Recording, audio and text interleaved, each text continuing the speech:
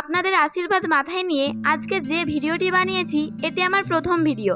আশা করছি যদি ভিডিওটি ভালো লাগে, ছোট বোনের মতো আবদার করছি, আপনি অবশ্যই লাইক এবং শেয়ার করবেন এবং যদি ভালো লাগে তাহলে অবশ্যই সাবস্ক্রাইব করবেন, এইটুকুই একান্ত অনুরোধ। আমার আজকের ভিডিও রসুন বা গার্লিক কাঁচা খাওয়া উপকারী নাকি অপকারী, ভিডিওটি মন দিয়ে দেখুন। ভিডিওর শেষে আমি একটা ব্যায়াম দেখিয়ে দেবো, যেটা করলে আপনার মাথা ব্যথা নির্মূল হয়ে যাবে। সকলেই রসুনের উপকারিতার ব্যাখ্যা এমন করে দিয়েছেন যে রসুন হয়ে উঠেছে সমস্ত রোগের একমাত্র সেফটি মেডিসিন। এর উপকারিতা নেই আমি সে কথা বলতে চাই না, আসলে বলতে চাইছি একবারও কি ভেবে রেখেছেন কাঁচা রসুন খেলে আপনার শরীরে কতটা সাইড এফেক্ট এনে দিতে পারে? I am sure that you don't know the side effect of garlic. আসুন জেনে নিই রসুনের সাইড এফেক্ট। জানেন কি রসুন যকৃতে বিষক্রিয়া তৈরি করতে পারে? হ্যাঁ, রক্ত পরিশোধন, চর্বি ও প্রোটিন বিপাক, শরীর থেকে অ্যামোনিয়া অপসারণ হলো যকৃতের অন্যতম কাজ। গবেষণায় দেখা গেছে যে রসুনে থাকা অ্যালিসিন উপাদান যকৃতে পয়জন তৈরি করে, যা আমাদের শরীরের জন্য অত্যন্ত হার্মফুল।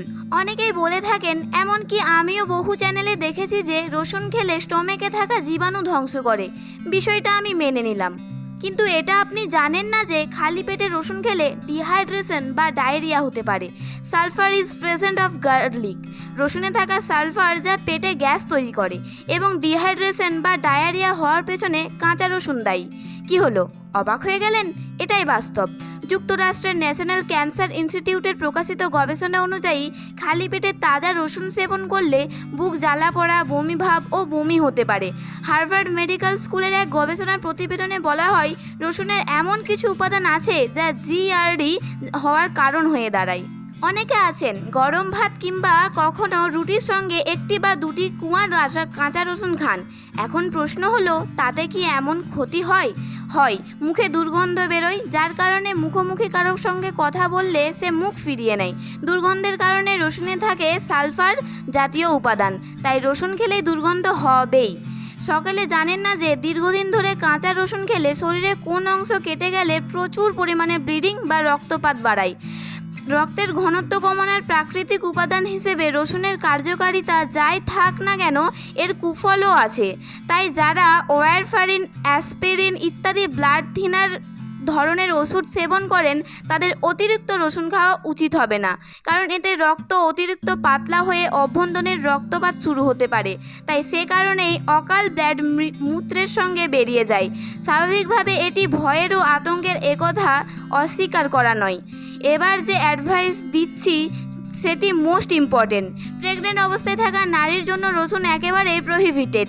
নারীদের রসুন খাওয়া থেকে বিরত থাকা উচিত, কারণ এতে লেবার পেইন বা প্রসব বেদনা বেড়ে যেতে পারে।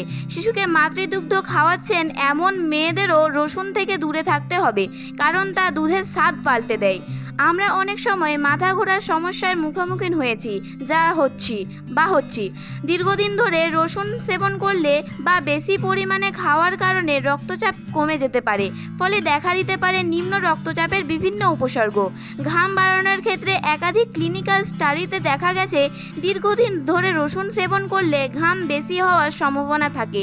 মনে রাখবেন, নারী যৌনাঙ্গ ইষ্টজনিত প্রদাহের চিকিৎসা চলাকালে রসুন থেকে দূরে থাকতে হবে, কারণ রসুন নারী যৌনাঙ্গের সংবেদনশীল টিস্যুতে অস্বস্তি সৃষ্টি করে। অতিরিক্ত রসুন খাওয়ার কারণে হাইফিমা হওয়ার সম্ভাবনা থাকে, অর্থাৎ আইরিশ ও কর্নিয়ার মাঝে রক্তক্ষরণ ঘটাতে পারে, ফলে হারাতে পারে দৃষ্টিশক্তি। আগেও বলেছি এবং এখনও বলছি যে রসুন গর্ভবতী নারীর জন্য অত্যন্ত ডেঞ্জারাস। গর্ভবতী মেয়েদের বা যে কোনো নারীদের রসুন খাওয়া থেকে বিরত থাকা উচিত, কারণ এতে লেবার পেন বা প্রসব বেদনা বেড়ে যেতে পারে।